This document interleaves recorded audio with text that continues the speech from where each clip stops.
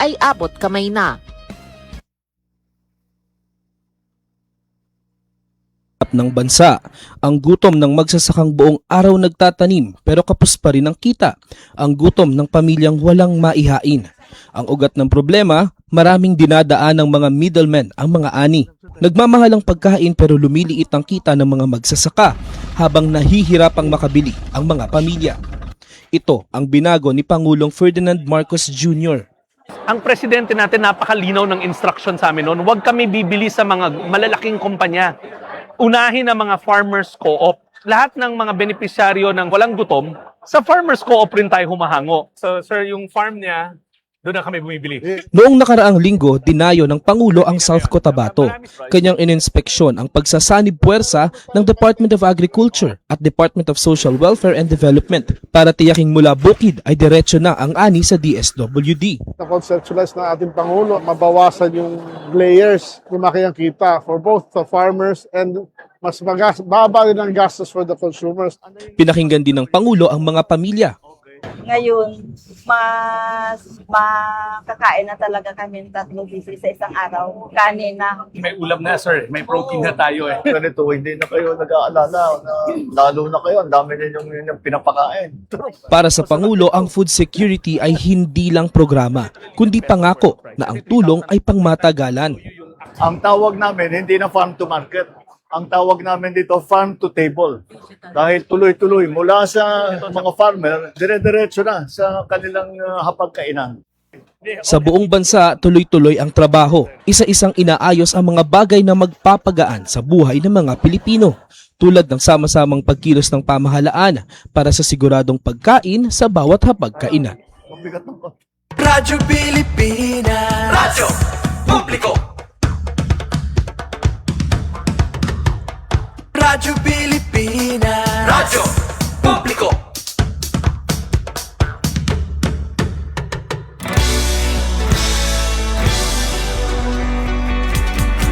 Mahalagang mga balita, napapanahong impormasyon. Kami ang inyong gabay pag may bagyo at sakuna. Serbisyo ng gobyerno kapag may nangangailangan. Mga proyekto ng Pangulo, damang-dama ang pagmamahal niya.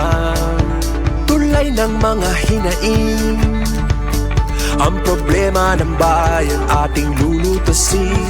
Tulay sa himpapawid, tulay ng pagbabago. Radyo Pilipinas, Radyo Publiko, ng bagong Pilipinas. Radyo Publiko, Radyo Pilipinas, Radyo Publiko, ng bagong Pilipino.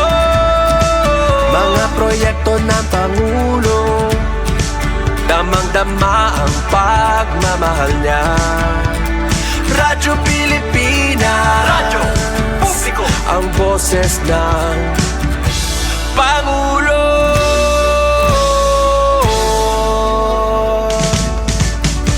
Karamay nyo kami, kahit malayo man kami nakakarating. OFW magsasaka, buhay ay iba't iba, san mang lugar ng bansa natin. Tulay ng mga hinaing, ang problema ng bayan ating lulutasin. Tulay sa himpapawid, tulay ng pagbabago. Radyo Pilipinas, Radyo Publiko, ng bagong Pilipinas. Radyo Publiko, Radyo Pilipinas, Radyo Publiko, ng bagong Pilipino. Mga proyekto ng Pangulo, damang-dama ang pagmamahal niya. Radyo Pilipinas, Radyo Publiko, ang boses ng Pangulo. Radyo Publiko, Radyo Pilipinas, Radyo Publiko, Radyo Pilipinas. Eastern Visaya. Anatan oras, may na nakita 5 minutos na nakalabay ha alas 8 sangkay. Good morning Eastern Visayas. Maupay nga aga din naman na syudad dito na Boronga na probinsya ng Eastern Samar. At din kamplon ito ni maging host para hininga ato na Lunes nga edisyon. Ha ato na taramdan uy siyahan nga Lunes nga adlaw ito na bulan hit Hulyo. Hulyo sa 2026 sangkay. And good morning gihapon natin mga makakabakyang yan ang takna pagpatin mga sumat palibot tabugos nga riyon 8. Maupay nga agang adakan ati Sosette Pertensio from Radyo Pilipinas Calbayog, Mama Gemma Distriza Radyo Pilipinas Sugod. Sugod man Mama Mary Lailani Pitaw Tupaz from the Philippine Information Agency Biliran. And Ma'am Micaela Gongora from DYDC-FM. Siyempre, ito yung mga kaupod nga da istasyon na mga paghihapon nga aga. And nga diliwat ha ato na dapit. Good morning aton mga news contributors sinang adlaw. Tikang kanda Ate Pen, Ate Sok, and Ate Daisy. Ang aran ito bugos nga person ni DYS, Aman Station Manager at Ruth Abunda. Chief Tech Sir Joy Policarpio, Aman Administrator Buboy nga nanaka na ka-partner, Didia Master Control, Engineer Ray Victor de Dios. Sugad man na good morning, hiton masiling hiton aton na live stream, yan nga tak na ipinaagi ito na aton official Facebook pages. Nga nandun mga nagpapabilin, dito nira tagsa-tagsa nga panimalayan ang atak na. And sangkay, once again, good morning Eastern Visayas. Yan ang atak na siyempre kuhaon tanton mga pasiunang impormasyon. Mga lari uluhan, hulagway hiton panahon. Siyahan unahon ta nga to Radyo Pilipinas Calbayog. Mati kang naman kan Ate Suzette Pretensio. Good morning, Eastern Visaya. Ate Suzette, good morning. Yes, good morning. Mapay nga aga Ate Dayan Camplon. Ngan sa bugas nga puwersa sa RP Borongan sa pagpamuno ni Ma'am Ruth Rivera Abunda. Mapaghihapon nga aga sa aton ka-sister station dida sa Sugod Southern Leyte. Mapay nga aga Ate Gemma Destriza ngan sa bugas nga puwersa sa RP Sugod sa pagpamuno ni Sir Dindo Alaraz. Mapaghihapon nga aga sa aton kasugbong sa Academe. Good morning, Ma'am Micaela Gongora sa DYDC-FM sa VSU. Sa bukas nga puwersa sa niyo stasyon sa pagpamuno ni Dr. Cristina Gabrilio. And of course, di rin natin kalimtan, mapay nga aga, good morning gihapon sa aton ka-PCO. Okay nga aga, Ma'am Mary Lailani Tupaz sa PIA Biliran nang sa bugas kapwersa sa Philippine Information Agency sa pagpamuno ni Sir Rian Arito. Sa ngaran sa Natanakil Kitchen Manager, Hinaro Nabulon, ako ni mga kaupo diyan na nga Lunes san aton taramdahan. Good morning Eastern Visayas, Suzette Pretensio. Ngan kaupod naton sa Master Control si Raizano Barandino, nga naton mga OJTs from NWSSU. Kaupod gihapon naton sa Master Control si Brenda Fortuna, ngan si Angel May del Rosario. So yes, dili Ate Dayan, amon panahon update. Sa naglabay nga weekend in pagkakulop, nag-uuran man ko dito sa Calbayog. Pero sa pagkaya basar sa forecast, in may adalasan guti ay nga tsansa san pag-uran para yan nga adlaw san Lunes, July 6, 2026 dito sa syudad San Calbayog.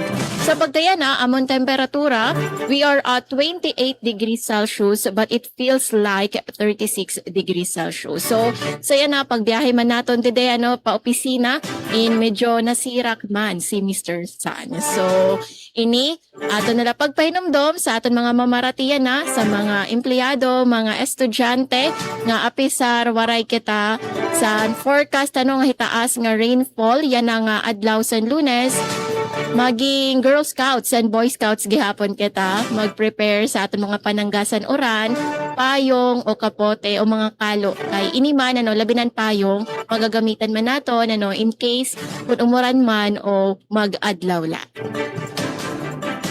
Ngan Update kita sa aton kuryente sa pagkiyanan sa Malco 1 in waray nagpagawas sa abiso sa pagkaparong sa kuryente pero han NGCP han may adasan scheduled power interruption.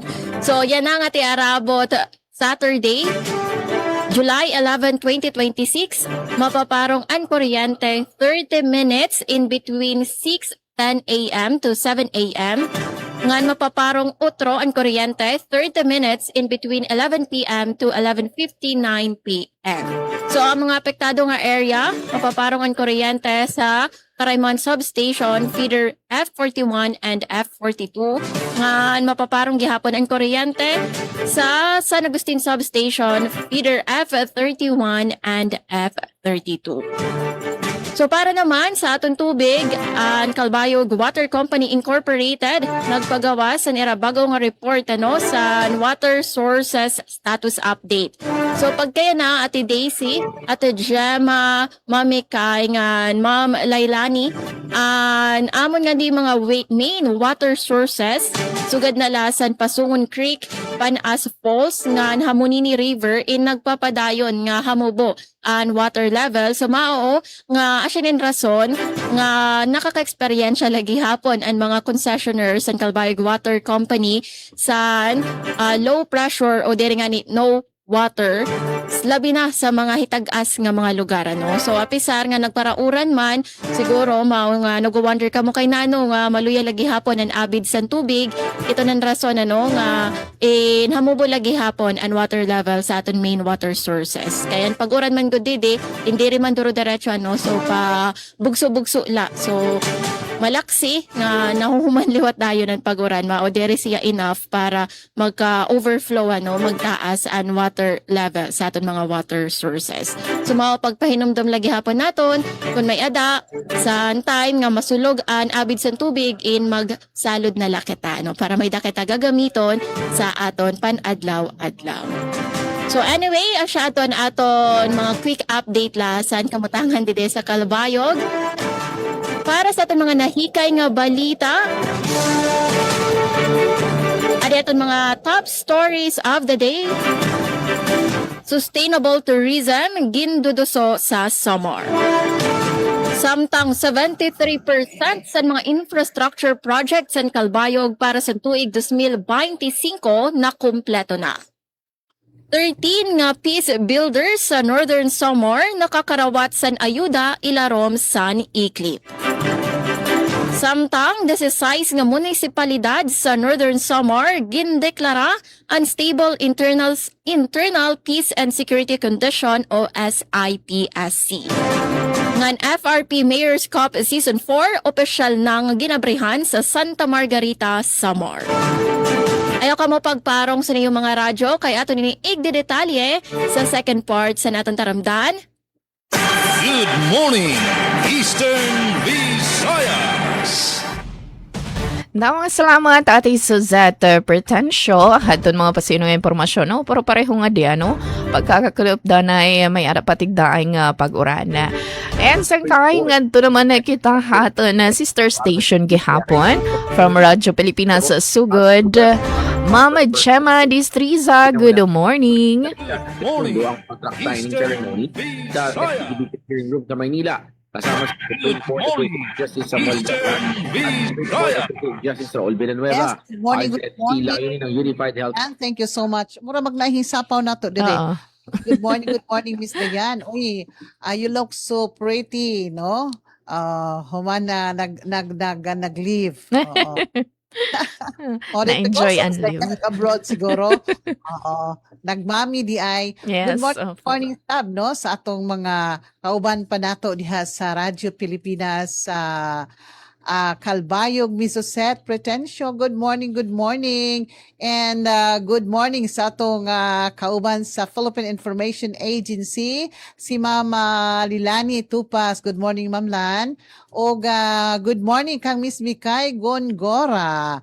Yes, sa atong kahimtang karon diri sa atong panahon sa Southern Leyte, gagahapon no, medyo init-init karon, very early mipakita na ang bidlisyo sa adlaw pero naman lagi tay hulga karon sa dili maadyong panahon. And then mura ra ba jud og stariray kaadyo ang Eastern Visayas. So amping lang jud ta kanunay mga higala kay the other day kusog-kusog jud ang pag-uwan, madyo unta og mahilis rin ni dili jud ni makasud dinhi sa ato nga Philippine Area of Responsibility. Kay makasud na ni si Inday na pud ang ipangalan ni ini no. So amping-amping lang ta kanunay mga higala ilabi na sa katong mga biyahidor. And then di pud ta mo kumpiyansa kay init pud kaadyo ang panahon, dadjud ta sa atong panangga sa init ug uwan ang atong kasaligang padyong. And then sa atong supply sa kuryente, datong Sabado taas-taas jud ang NGCP maputudong no. Whole province of Southern Leyte, 6 o'clock in the morning, alas 5 pagani, ingon 5 o'clock in the morning and then 6 o'clock in the evening, pero abot pa jud alas 7 sa gabi. So perti jud inita sa atong perti inita sa atong palibot mo tong uban dito jud in town silang dito silang mga ang uban ning gawas atong dagat, samot pud kainit ang dagat no. So perti jud inita sa atong panahon sa pagkakaron mga higala. So na mao man jud ta kay dol-dol man kita sa equator, wa jud tay mahimo niini sa atong peace and order situation dili sa atong lalawigan after sa atong pagsaulog sa atong 66th founding anniversary. Nagpabilihap sa og linaw ang ato nga lalawigan. Dunay ginagbay nga mga panghitabo, mga vehicular accident nga gani gikamatay jud in town no. So ubang mga nabiktima niini apan sa kinatibukan very manageable ang ato nga lalawigan sa pagpanguna na sa ato nga PNP o sa atong mga elected officials sa atong lalawigan sa Southern Leyte. O sa ato usab nga mga adlong Lunes karon no, balik sa eskwela, gipatuman gihapon ang pag-inspection sa ato nga mga kabataan before sila musod diha sa mga tunghaan. Apan sa ato gikaingon overall situation nato hapsay ug linaw ang atong lalawigan. By the way, atong katugbang diri sa Master Control si Parinuel Palugod o nga atong mga makauban nato karon ang atong mga frontliners, sila si Aljon Malot, Ruya Mikate, Ruel Bugnos Jr., Dalia Urit Atwil, Jevic Epis, pinagi sa pagpanguna sa atong station manager Dudens Alaraz. And then magpasalamat po ta sa support sa atong admin, sila si Miss Rosemary Mikate, Junjun Amora o ang atong security guard officer nga si Igoy Paul. O para sa mga naguna natong mga kalambuan para karong buntaga mga higala, Paudyog Run 2026 ipahigayon sa Tomas Opos. Ihatag ang detalye pinaagi ni Ruel Bugnos Jr. Samtang Abaca Coalition second quarter meeting gipahigayon diri sa Sogod.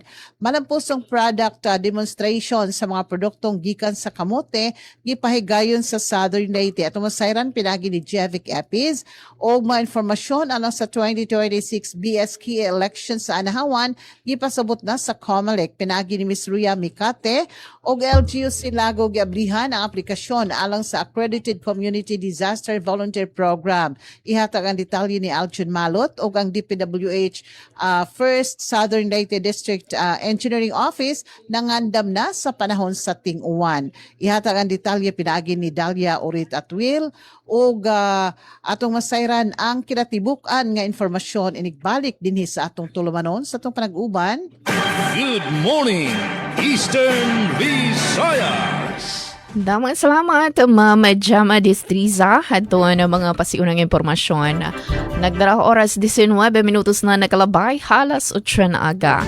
Ganang to naman kita biliran sangkay para gihapon hiyan ang mga pasiunang impormasyon from the Philippine Information Agency, tikang kan matikang kan Ma'am Mary Lailani Tupaz.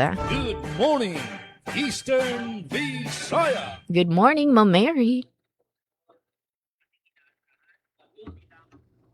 Nakamute siguro. Ma'am Mary Lailani, Anthony mo po. Ayan, ada na. Okay na. Yes. Okay. Okay, again. Good morning, Eastern Visayas. Marag busy mi diri sa Biliran kay duha man lang mi diri nga staff sa PIA Biliran.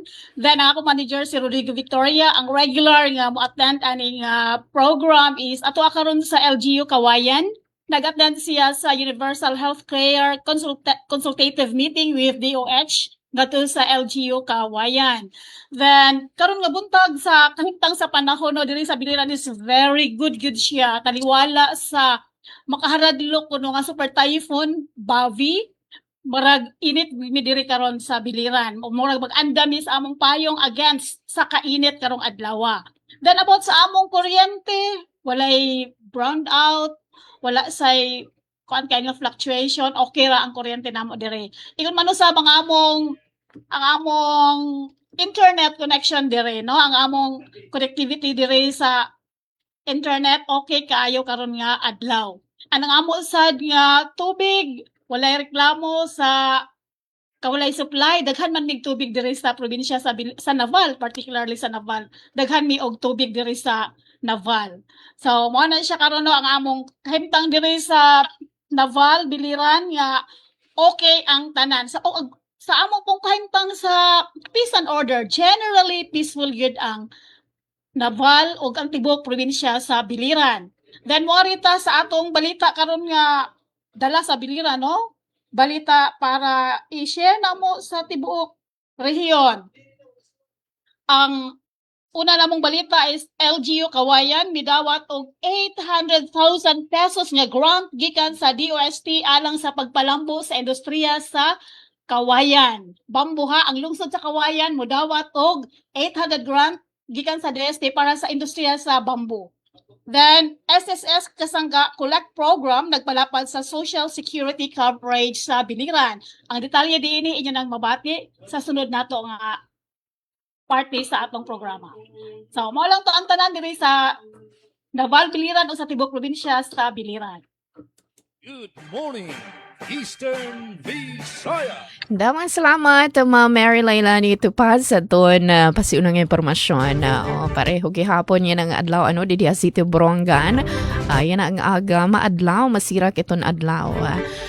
22 minutos na nakalabay, alas 8 nganto naman kita DYDC FM.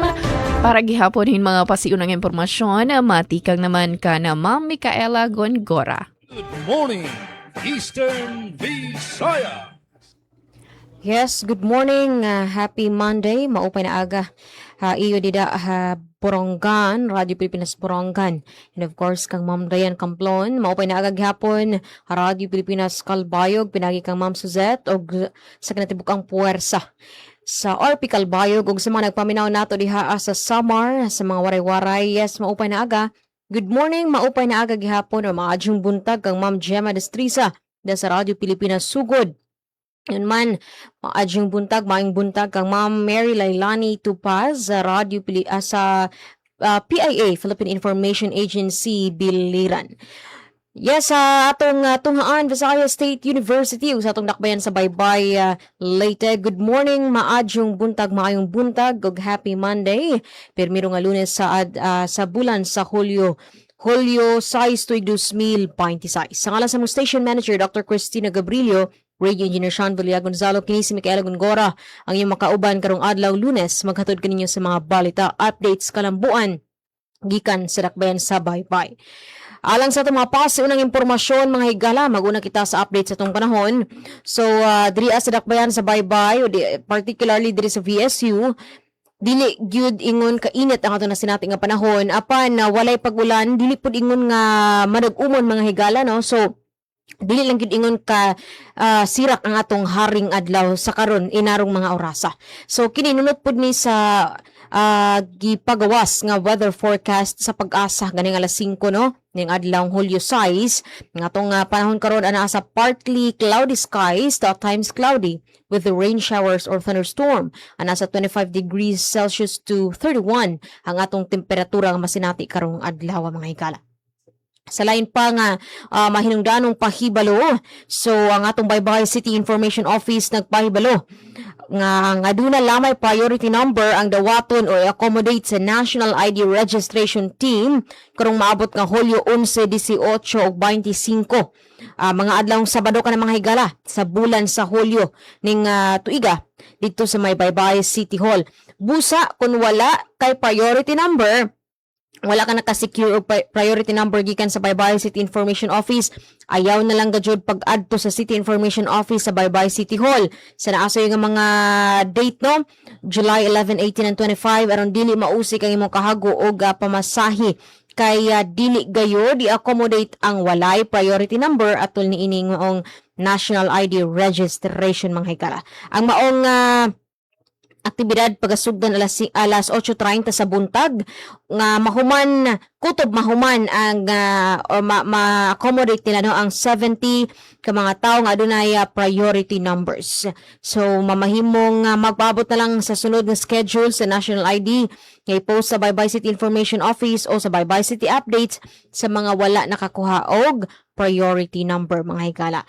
Sa lain pang pahibalo ang atong Visayas State University Admissions Office. Nagpahibalo nga extended no ang atong one-stop shop enrollment. Oo, extended until July 10. That is a Friday.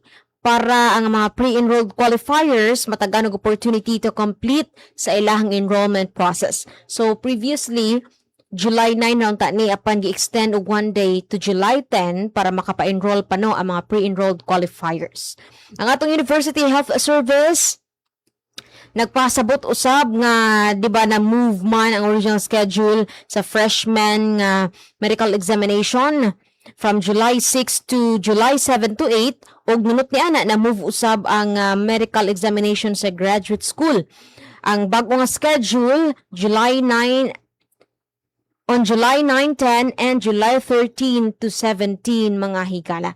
So, sa lain pang impormasyon, ang atong Leo Q4 nagpagawas og Power Advisory number 2026-050.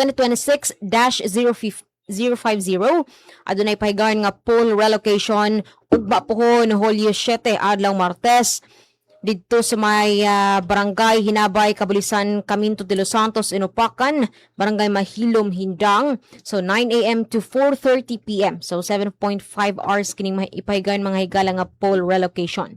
And pahinumdum pud no pagbalik karong maabot nga July 11 Saturday sa District Membership Assembly Baybay North District no, Barangay Santo Rosario to Barangay Maybog dito sa may Barangay Kugon ipahigayon ang Assembly Gymnasium mga higala 8:30 a.m.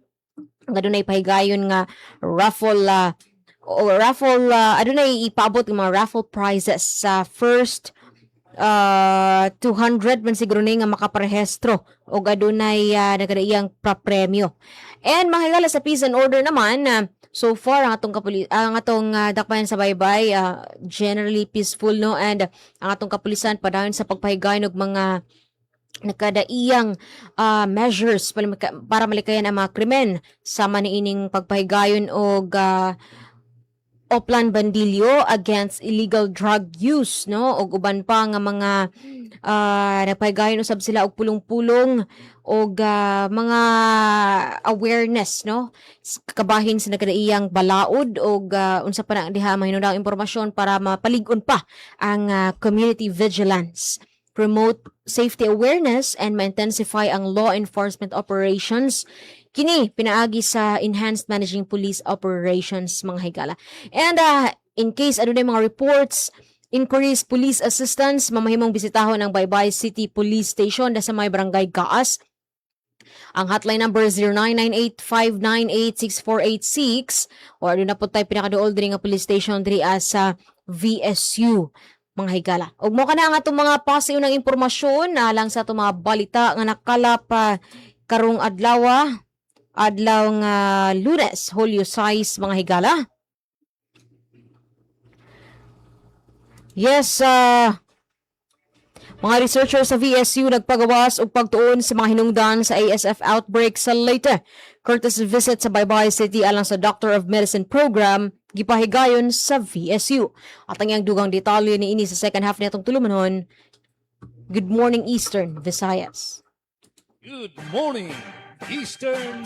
Good morning Eastern Visayas. Pilipinas. Mga salamat, Mama Mikay. Thank you. Ito ni mga pasiunang impormasyon. Nagdara oras medan alkataon minuto ug sa mag alas 8:30. Nga din naman DYES ato na mga nahikay nga sumatan nato na mga partners DD production na team.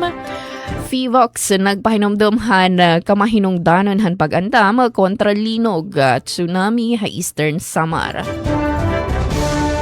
Bomb threat haisan siya Chas Borongan City na nakadistorbohan na klase. Mga otoridad madagmit nga nagresponde. Nga na pro kalusugan, malang puson nga ginlansada 31 barangay sa dinya syudadhan Borongan. Ang detalye sangkay, niyan pagbalik phase 2 aton taramdan. Good morning, Eastern Visayas. Nga diyan kitahin pira nga pahinumdum. Delivery! Maria Jose! Is that box really mine? Surprise!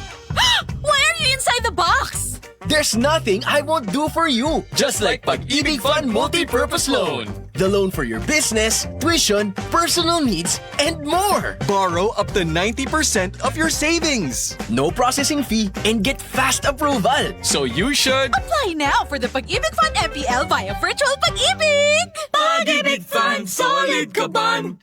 Ay, si Ding Dong Dates po ito. Nagsusulat ako ng script para sa isang pelikula ngayon. Tulungan mo naman ako sa scene na ito. So imagine exterior. Tapos, kalsada sa tabi ng bundok. Umaga. Tapos, malakas ang ulan. Sobrang lakas ng ulan. Madulas ang kalsada. Nagmamaneho ngayon ng kotse si Eric. Habang iniisip niya ang sinabi sa kanya ni Pilar. Ang sabi ni Pilar, hindi na kita mahal. Pero naisip ni Eric, nabalikan si Pilar. So iniikot niya ang sasakyan. Kaso, nako, bago pa makatawid ng tulay, nakita ni Eric na gumuguho ang lupa sa dinadaanan niya. May landslide. So, itutuloy ba kaya ni Eric ang pagtawid sa tulay kahit na may landslide? Ano sa palagay niyo? Kung hindi ang sagot mo, magaling. Kaya sa mga kapwa ko driver dyan, beware of your surroundings kapag may pagguho ng lupa. At kung may landslide, huwag na huwag tatawid sa mga tulay. So, babalikan ba ni Eric si Pilar? Abangan sa susunod na kabanata. #Panatag ang may alam. Maging Panatag Pilipinas. Good morning, Eastern Visayas. Maupay nga aga. Good morning. Maayong buta. Maupay ka aga. Ayan, sangkay 32 minutos na nakalabay, halos 8 na aga. Yan ang takna part naman kita mga detalye natin mga larayluhan. Nga igina padangat kanina. Good morning, Jennifer Gulmatico and Jeremy Ubalde. Thank you ito niyo comment atin live stream. Sugad man kan Sir Leonard Domingo. Ayan, sangkay balik kita nga ito naman kan ati Suzette Pretensyo para doon mga detalyehan na balita. Good morning, Eastern Visayas. Kamplon ngan para sa siyahan nga balita matikang dede sa RP Calbayog Sustainable Tourism gindodoso sa Samar. Detalye pamatian naton matikang sa report ni Jmar Somino. Radyo Pilipinas report. Ginduduso ni Samar Governor Antan ng Sustainable Tourism sa Samar dida sa niya pag-inspeksyon sa Paranas Eco Trail and Birding Site. Personal nga ginbisita ni Governor Tan ang nasabi nga pasyadahan agud maadman kung ano ang potensyal sini ngan mas matagan tuang nga pag-alakapa ngan makabulig pagpakusog sa lokal nga ekonomiya. Gintagan doon ni Governor Tan nga kung ang tao mismo maka-eksperyensya sa paglakat sa trail, mas masasabtan kung gaano kaimportante ang pagproteher sa biodiversity sa Samar, samtang nakakabulig pag-produce bag-ong oportunidad sa panrabahuan sa mga residente. Ang Paranas Eco Trail ang usa sa primary destinations sa Tandaya Trail Tourism Circuit ngan ginpapanginanon sa Tenani Association for Women and Development. Ini nga proyekto bunga sa pagburublig sa probinsya sa Samar ngan lokal nga gobyerno sa Paranas, kaupod ang Department of Environment and Natural Resources, Samar Island Natural Park Protected Area Management Office or DENR PAMO. Dugang pa ni Governor Tan nga ang sugad nga klase sa kolaborasyon in modelo sa community-based tourism nga magpuproteher sa kalibungan para sa susunod nga henerasyon. Para sa Bagong Pilipinas, JM Sumino, Radyo Pilipinas, Radyo Publiko Kalbayog. Mga salamat, JM Sumino, San Imo, Balita. Good morning, Eastern Visayas! Samtang diri sa lalawigan sa Southern Leyte, labi na sa lungsod sa Tomas Opos, Paudio Grand 2026 ipahigayon sa Tomas Opos ana report ni Ruel Bugnos Jr. Radyo Pilipinas, report. Yes, Ruel. Hikahinama na sa mga mahiligon sa daga ng pag-arangkada sa Paudio Grand 2026 na ipahigayon karang Hulyo 19, 2026 sa melas 4 ang takna sa kadlawon diya sa Municipal Grounds sa Barangay Bugo sa lungsod sa Tomas Opos, Southern Leyte. Kabahing kini sa tinuig nga pagsaulog sa Paudiog Festival ang maong lumba. Nagtumong sa pagpalambo sa maayong panglawas ug panaghiusa sa komunidad samtang gipasigarbo ang kaanyag, kultura ug tiunay nga pagkamaabi-abihon sa lungsod. Bukas kini sa duha ka mga kategorya nga mao ang 5 km ug 10 kilometers, diin ang matag partisipante makadawat og race bib, finishers medal ug post race snacks uban ang kapilian alang sa usa ka event t-shirt. Alang sa mga interesado mamahimo nga magparehistro online pinagi sa opisyal nga Google Form links o diha ka mobisita alang sa online registration gikan sa Lunes hangtod Biyernes alas 9 na sa buntag hangtod sa alas 4 sa hapon sa Municipal Tourism Office ubos ni Brexler Sierda o sa Municipal Social Welfare and Development Office ubos ni Jessa Rizos. Kidapit sa lokal nga kagamanan ng tanang pamilya uga managhigala sa pagsalmot araw nga dungan nga madiskubrihan ng Tomas Opos sa matagtikang sa maong dagat. Balita gikan sa lungsod sa Tomas Opos para sa Bagong Pilipinas. Roel Bugnos, Radyo Pilipinas sa Radyo Publiko. Good morning, Eastern Visayas!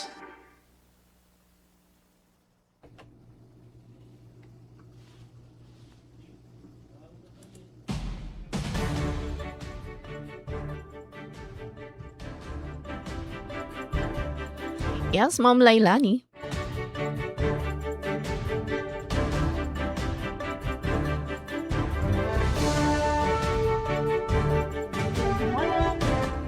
Nana, ang kuan, naka-feed na. Okay. Kami na lapot, Ma'am Rose. Yes. Ayan, so saan nga sumatikang Philippine Information Agency biliran LGU Kawayan may dawat og 800,000 pesos nga grant gikan sa DOST alang sa pagpalambo sa industriya sa Kawayan.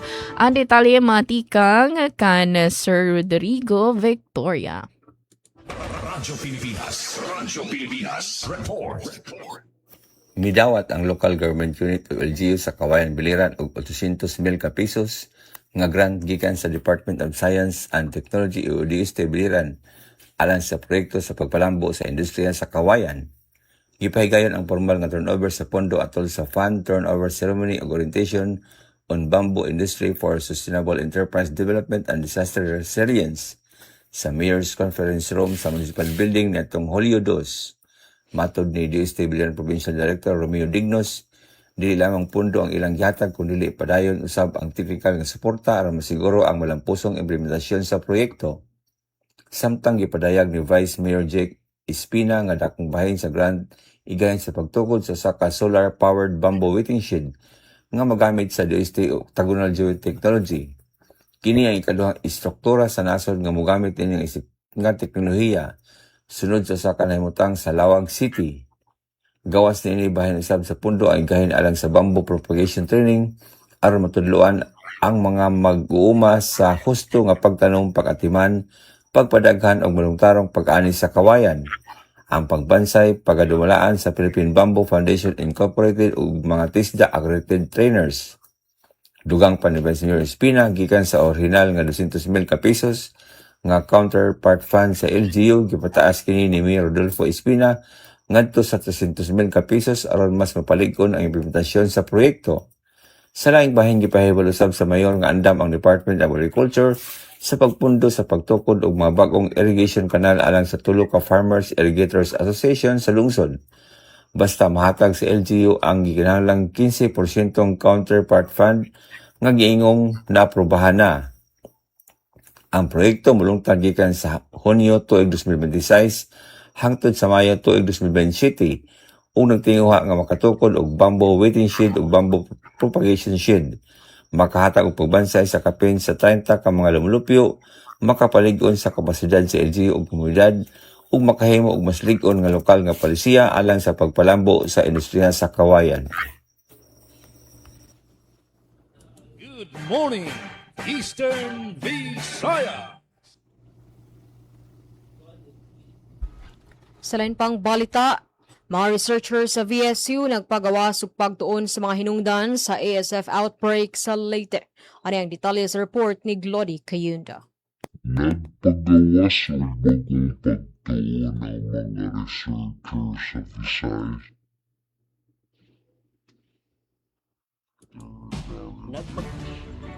Gawas o bagong pagtuon ang mga researchers sa Visayas State University Faculty of Veterinary Medicine nga nagtutok sa mga hinungdan nga may kalabutan sa pagkatap sa African swine fever sa mga babuyan sa Leyte o Southern Leyte. Gibase sa pagtuon sa 204 ka pig farms, nasayran nga mas taas ang posibilidad sa ASF outbreak sa mga umahan nga dunay daghang baboy, duol sa katubigan ug adunay mga langgam nga makasulod sa tangkal. Nakaplagan usab nga mas ubos ang risgo sa mga umahan nga nagchlorinate sa tubig ug ang dili basta-basta nga pagpasulod sa mga bisita. Gipakita usab sa pagtuon nga daghang mga mag-uuma ang nawad-an og kita tungod sa ASF pinaagi sa pagpatay sa mga baboy, pagkunhod sa presyo ug limitadong merkado. Tungod na ini, daghan ang mipatuman og masugot nga biosecurity ug sanitasyon sa ilang mga umahan. Ang mga pagtuon gipatik sa International Journal nga Preventive Veterinary Medicine o gipanguluhan nila Dr. Harvey P. Portugaleza o Dr. Christian Joseph C. De Los Reyes sa kolaborasyon sa mga tigduki-duki gikan sa Central Luzon State University. Gipunduhan kini sa Department of Science and Technology National Research Council of the Philippines aron makatabang sa pagpaligon sa mga estratehiya batok sa ASF o pagsuporta sa mga mag-uuma sa nasod. Gikan sa VSU DYD-CFM, Glody Kayunda. Good morning, Eastern Visayas. Daghang salamat, Glody Kayunda. Good morning, Eastern Visayas. Siya nga sumatni kay Hana DOAS sa FIVOX nagpahinamduman na kamahinungdanon han pag-andam kontra linog tsunami sa Eastern Samar. Ang detalye matikang kanatipen pumida. Radyo Pilipinas, report. Gintagan doon han DUST FIVOX ang importansyan agap ngan scientifico nga pag-andam kontra linog ngan tsunami, didhan ginbuhat nga prepared for the bigger ones, a science-based earthquake and tsunami preparedness symposium for the province of Eastern Samar, didan Hulyo 3 sa Melendez Farm and Restaurant, Barangay Songko, Borongan City. Ang symposium inorganisar han provincial government in Eastern Samar, pinaagyan Provincial Disaster Risk Reduction and Management Office PDRRMO, kaupod ang DUST Regional Office 8, ugod maparigon ang hibaro kaandam ngan kapasidad han mga komunidad kontra mga geologic hazards. Ang resource speaker amoy Mr. Jeffrey Perez, scientist ngan officer in charge han Geologic Disaster Awareness and Preparedness Division han DUST FIVOX. Haiya presentasyon iginsaysay ni Perez ngan Pilipinas usahan pinaka-seismically active nga nasod ha kalibutan tungod kay nahimumutang ini ha Pacific Ring of Fire. Sumala haiya may idaharos 30 nga linog kada adlaw samtang sa kagatos tubtob 150 nga linog kada tuig ang inaabathan publiko. Gintalakay liwat niya ang kaibahan, han focus ngan epicenter, ang FIVOX earthquake intensity scale, ngan ang mga peligro nga mahimo durot han linog, sugad han ground shaking, surface rupture, liquefaction, landslide ngan tsunami. Iginpahinumdum liwat ni Perez nga importante ang regular nga inspeksyon han mga balay ngan mga building ngan ang pagsunod ha building code, agud malikyan ang dako nga kadaot han may makasud nga linog. Ihiluwat iginsaysay ang papel han FIVOX Seismic Monitoring Network nga padayon nga nagmo-monitor han mga linog habugos nga nasod. Mahitungod naman ha tsunami, iginhayag nga may duha ka klase hini, local o near field tsunami nga mahimo umabot ha baybayon sulod lahin 2-10 minutos o sa ka oras. Ngan distant o far field tsunami nga mahimo umabot kang kagawasan Pilipinas sulod sobra usa ka oras tubtub 26 oras. Gintagan doon liwat niya nga ang Eastern Samar tungod han lokasyon hinihi atubangan han Philippine Trench usahan mga lugar nga posible maapektuhan han lokal nga hirayo nga tsunami. Iginpresentar liwat niya ang posible nga magnitude 7.9 nga linog nga Philippine Trench nga mahimo magresulta hin very destructive nga pagbayog nga sinirangan nga bahinhan nasod lakip ang Eastern Visayas. Ginpahinumdum liwat ni Perez ang tulungan natural nga senyales ang posible nga tsunami, shake, drop ngan roar. Pulong niya kung abaton ang makusog nga pagbayog, makikita ang tigna nga pag-ubos o pagitaas ang tubig dagat o hibabatian. Ang makusog nga aringasa tigang hadagat, kinahanglan dayon umibakwit nga duhay taas nga lugar, ngan diri na maghulatin opisyal nga pahimatngon. Iyaliwat ginaghat ang mga lokal nga pangobyernohan nga magtukod hin community-based tsunami early warning systems, maghimuhin tsunami evacuation plans, magbutang hin hazard maps ngan evacuation signages, magpreserbar han mangrove forest ngan coral reefs, ngan magdumaren regular nga earthquake ngan tsunami drills, agud maparig-on ang kaandaman han mga komunidad. Gintambungan ang symposium ni Governor R.V. Ivardoni, DUST Region 8 Assistant Regional Director, Dr. Rufino Mingote, Eastern Samar Provincial Science and Technology Office Chief, Dr. Arnaldo Amosco Jr., mga Municipal Disaster Risk Reduction and Management Officer, mga kawanihan DILG Provincia Local Chief Executive, mga representantehan civil society organizations, mga miyembrohan lokal nga media, nga iba pa nga stakeholders para bagong Pilipinas. Penelope Pumida, Radyo Pilipinas, Radyo Publiko, Borongan. Damang salamat Ate Pen Pumida, ang detalyen balita. Good morning, Eastern Visayas. Samtang balik dede sa RP Calbayog, 73% sa mga infrastructure projects sa Calbayog para sa tuig 2025 na kumpleto na. Detalye sa report ni Charmaine Perito Balvez. Radyo Pilipinas. Radyo Pilipinas. Report. Umabot na sa 73% ang nakumpleto ng mga infrastructure projects sa gobyerno lokal sa Calbayog na ginpondohan ilarom sa 20% Development Fund base sa report sa City Engineering Office durante sa regular meeting sa City Development Council lakip sa mga nahuman nga proyekto mao ang pag-repair o pag-rehabilitate sa Gadgaran, Kutob, Navarro Road, Amambakang, Kutob, Lungsub Road, sugad man ang reblocking sa Tarabucan, Kutob D. Victoria Road, ngan pagkompleto sa San Jose, Kutob Esperanza Road Construction Project. Ginreport liwat nga nakompleto na ang pagkongkreto sa D. Victoria, Kutob San Isidro Road ug pipera pa nga barangay roads. Samtang 96.7% na liwat ang nakompleto sa mga proyekto nga ginpondohan ilarom sa Local Disaster Risk Reduction and Management Fund lakip ang pagtindog sa mga evacuation centers sa mga barangay San Mantaong, Tinambakan, Bantian, Phase 2 sa Kagmanipis, Peña, Sinantan, ngan Panunungon, ginalauman nga makakabulig ini nga mga proyekto para mas mapadali ang biyahe sa mga residente, mapadali ang pagpadangat sa mga kinahanglanon nga serbisyo ug mapakusog ang kaandaman sa syudad sa panahon sa kalamidad. Para sa Bagong Pilipinas, Charmaine Perito Balvez, Radyo Pilipinas, Radyo Publiko, Calbayog. Damo nga salamat Charmaine sa imo report. Good morning, Eastern Visayas. Tamtang balik diri sa atong lalawigan sa Southern Leyte, Abaca Coalition second quarter meeting gipahigayon sa Sogod. Ania ang atong report. Radyo Pilipinas. Radyo Pilipinas. Report.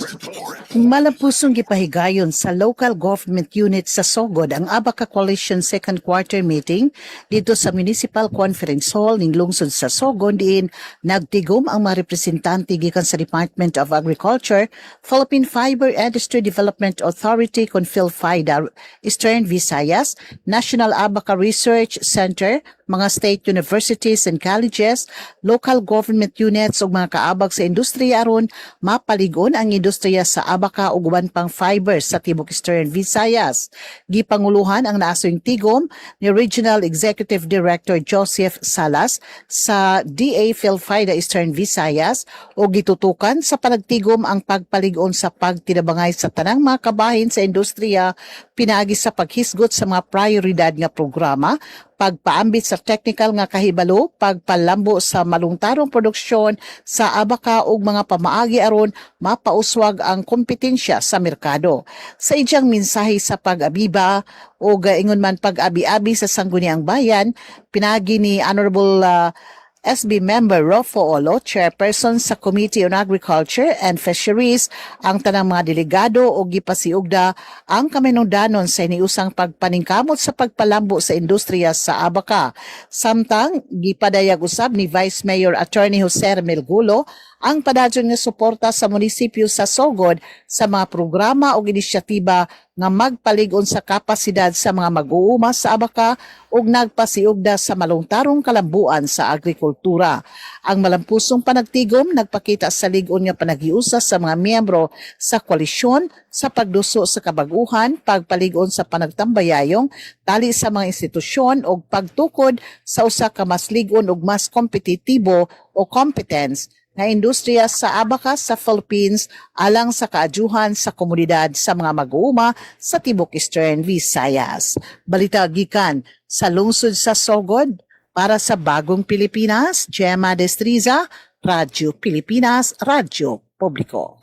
Good morning, Eastern Visayas. Kaduguan nga sumat gikan Philippine Information Agency, SSS Kasangga Collective Program nagpalapad sa Social Security coverage sa biliran. Ang detalyen matikang kan Sir Rodrigo Victoria. Radyo Pilipinas Report.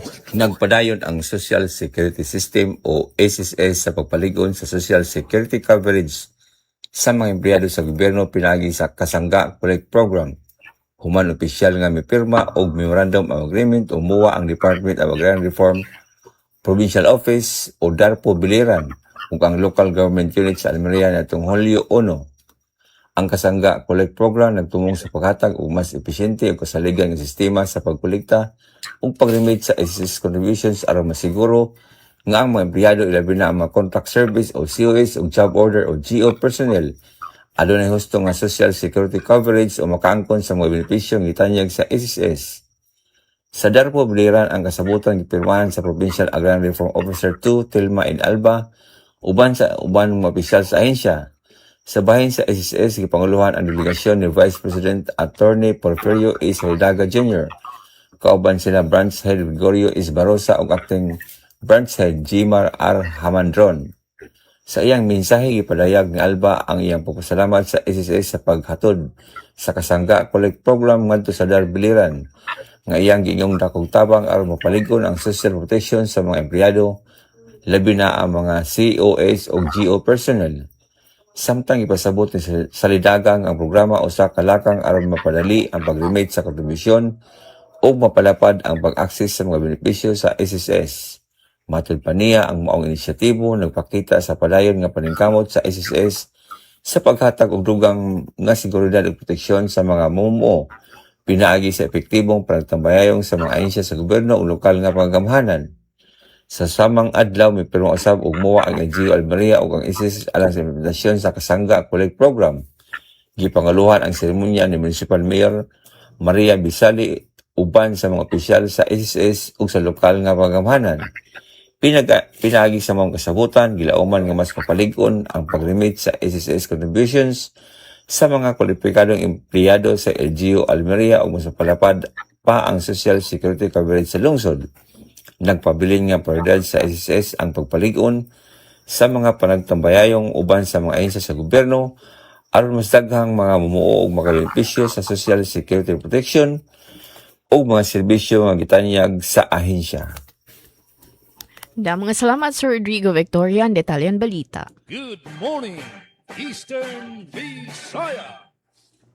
Sa katapusang balita gikan sa DYDC-FM, courtesy visit sa Baybay City alang sa Doctor of Medicine program gipahigayon sa VSU. Anang detalye sa report ni Jexter Kizon.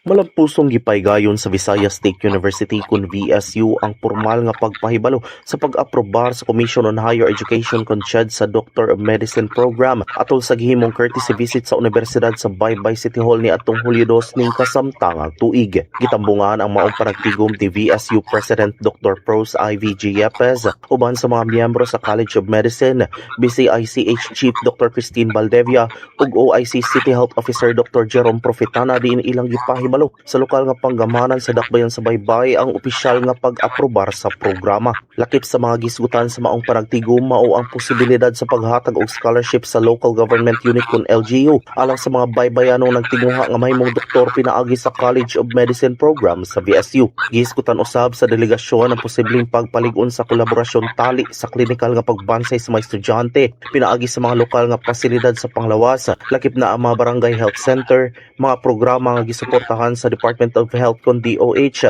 Super Health Center ug Dialysis Center sa Dakbayan sa Baybay. Ang maong panagtigom nagpakita sa padayon nga paningkamot sa Visayas State University ug sa lokal nga panggamhanan sa Baybay may tungod sa pagpalig-on sa edukasyon ug serbisyo sa panglawas pinaagi sa hiniusang mga programa ug mga inisyatibo. Gikan sa VSU DYDC-FM, Jexter Kizon, Good Morning, Eastern Visayas. Daghang salamat, Jexter Kizon. Good morning, Eastern Visayas. Duang sumat na ikayhan DYS sa bomb threat hayasan CHS Borongan City nakadistorbuhan klase. Mga otoridad madagmit nga nagresponde. Ang detalye matikang kanati Daisy Lalosa Belazar. Radyo Pilipinas, report. Nabulabog nga naputusin kahadlok ang bugos nga eskwelahan ng Eastern Samar National Comprehensive High School kon ESNCHS Borongan City didan Biyernes nga adlaw. Katapos madiscover no sa nga bomb nga gun threat sa social media nga nahinungdanan suspension ng klase tempranohan aga. Madagmit nga nagresponde ang mga otoridad ng Borongan City Police Station upod ang elite forces and SWAT team ng Eastern Samar Provincial Explosive Ordnance Disposal and K9 Unit nga nagdumarin madagmit nga security sweep, pag-inspeksyon ng pag-clearhan mga pasilidad ng eskwelahan. Eksakto alas 8 aga, opisyal nga igindeklarar ni Police Lieutenant Colonel Silver Cabanillas, Acting Chief of Police and Borongan CPS, nga clear nga negatibo hinbomba nga armas di puego ang eskwelahan. Ngan talwas di kang hanuman nga peligro. Subay kan Dean Ernest Paul Hermano, acting school head han ESNCHS, nagugat ang grabe nga kahadlokan administrasyon katapos nira makitaan ha online space at post ng retrato in panarhog pagbomba ngan panmusil ha sulod han campus. Dayon nga nakilalaan at tunupat nga mga estudyante nga responsable, mga grade 11 kitchen operations kun cookery nga hira adtun kinuha nga nagpost ang retrato. Tungodan peligro ha kinabuhan mga estudyante nga magturutdo, madagbit nga nag-issue in suspension han klase and office of the officer in charge principal, subay han rekomendasyon han Borongan CPS ngan pag-aprobarhan DepEd Borongan City Division. Hamadagmit nga operasyon ng kapulisan kasubong ang City Social Welfare and Development Office kan CSWDO upat nga minor de edad nga mga estudyante nga may ada panuigan 15-16 nga 17 anyos an hagilayon nga na-identify ngan ginpa-report ta principal sa office para ang investigasyon upod nga iginpatawag ang ira mga kaganak ha investigasyon ginawas nga diri ungod an hulga ngan waray nakitaan nga armas o bomba tikang haira uhan eskwelahan. Ginamin han kabataan nga trip-tripla ulak sila hatun ira grupo ang nasabi nga seryoso nga panarhog sa social media. Hapag kayanan, mga gintatahapan, inaada na kustudihan City Social Welfare and Development Office para in discernment assessment. Kasumpahin, nagpahimatngon ang mga otoridad kung mapamatudaan nga may adhera seryoso nga pag-abat o discernmentan iragin buhat, pormalhira nga maatubangin mabugat nga kaso, sugadhan grave threat nga alarm and skandal. Ang pagpasaranghin bomb joke o buwa nga bomb threat, inusa nga seryoso nga krimen ha ilarom han balaod, nga pwede magbunga, hin nga dali makatuig nga kaprisuhan. Ngan naging madagmit ang reaksyon ngan aksyon ng mga otoridad ng insidente tungod nga bag-o pala hahuna-huna harihiyon adto nahitabo nga madugo nga pamusil hausa nga eskwelahan sa syudad ng Tacloban. Diin na nasabi nga trahedya intulong nga estudyante na awatan kinabuhi ngan nasama din 20 nga iba pa. Usa nga panhitabo nga nagdusuhan bugos nga Eastern Visayas nga magpatuman in zero tolerance policy ha mga tarog nga seguridad ng mga eskwelahan. Nagpahayag naman ang pamunuan han Eastern Samar National Comprehensive High School nga seryoso nira nga gintratrataran nga tanan nga tarhog nga seguridad. Ngan padayon ang pakipagsumpayan ha mga otoridad agud mapagbaton ang mga nagpaluyo hini. Ngan mahipabilin nga murayaw ngan talwas ang edukasyon ng mga kabataan ha Eastern Samar National Comprehensive High School. Para Habagong Pilipinas, Daisy Lalosa Bilizar, Radyo Pilipinas, Radyo Publiko, Borongan. Damang salamat Ate Daisy Lalosa Bilizar, ang Italian Balita. O gamay na nala kita 2 minutos ug sa mag-alas 9. Balik kita nga natin mga ka-partners, mga partner para gihapon hadton panamilit naman. Good morning, Eastern Visayas. Yes, damo nga salamat Ate Daisy. Ngan amon na isingit adi amon katapusan nga balita. 13 nga peace builders sa Northern Samar nakakarawat san ayuda ilarom san iklip. Detalye aade sa akon report. Radyo Pilipinas. Radyo Pilipinas. Report.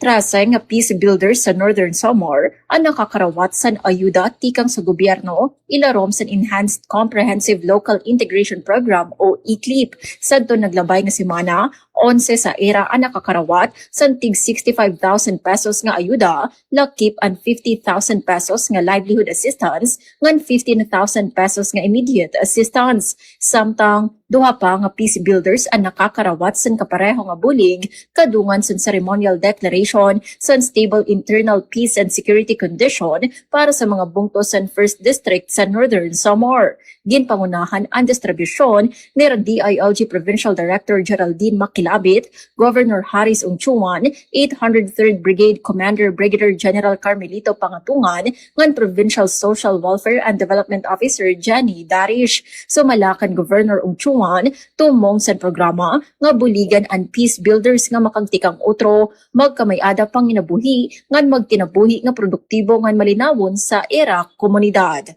Para sa Bagong Pilipinas, Suzette Pretensio, Radyo Pilipinas, Radyo Publiko, Kalbayog. Aton oras, punto alas 9 san aga, ngan bueno nga dinamon paghumanon amon partisipasyon para yan ang Monday edition sa naton taramdan. Good morning Eastern Visayas. Damo nga salamat sa ako nakaupod nga news contributors yan nga aga. Damo nga salamat kan JM Sumino ngan kan Charmaine Parito Balvez.